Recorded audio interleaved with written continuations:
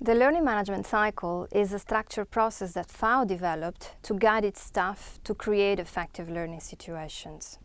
It consists of a series of steps that need to take place irrespective of the budget we have or the duration of the learning initiative we plan to deliver, but I will only mention a few of them. For instance, step 2.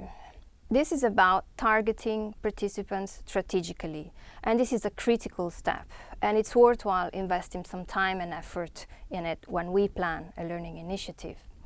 In fact, participants in a learning activity have a very important role to play. Not only they need to absorb the new knowledge or the new skills, they also need to multiply, to transfer it to others, and to use it in order to promote changes in the organization. So clearly, participants need to have an appropriate profile.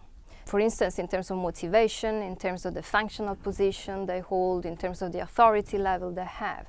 So it's not enough that they are simply appointed from the above because they have a grade or a title.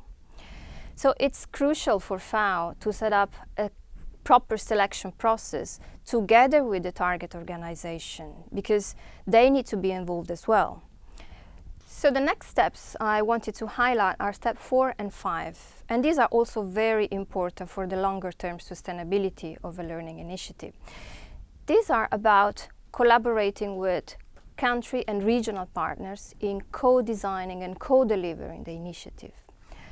Clearly, FAO can no longer afford to be the ones who deliver learning initiatives to target audience, either directly or through the so-called implementing partners. So clearly we need to partner more strategically with actors such as training institutes or universities in the regions and in the country who can, together with FAO, design and deliver the initiatives, share the ownership, share the responsibilities for the contents and the results, and ultimately increase their expertise and their capacities to be able to adapt and upscale the learning initiative in the longer term. And this is important to have more sustainable results of our efforts, because in this way we no longer rely exclusively on trained individuals who can actually be appointed somewhere else or who can leave, but we rely more on local and national and regional institutions who can integrate the new knowledge, adapt it and institutionalize it in a sustainable way. Now, the last step I wanted to highlight is step 6, which is about providing follow-up support to our trainees. And this ideally happens from 3 to 6 months after the initiative has been completed. Now, this is very important because it helps trainees in what often turns out to be the most challenging task for them, which is translating learning into practice. And this type of support is not provided consistently throughout FAO.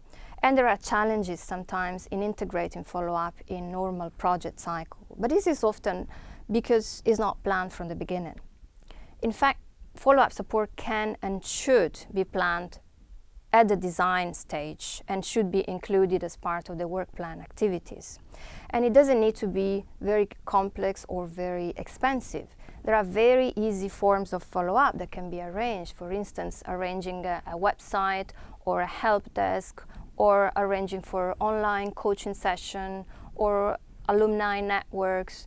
These are all very, very easy forms of follow-up that actually help a lot because they create a space in which trainees can ask questions, exchange on practical difficulties that they are facing when implementing learning on the ground. And they also are helped, and this contributes to keep the momentum.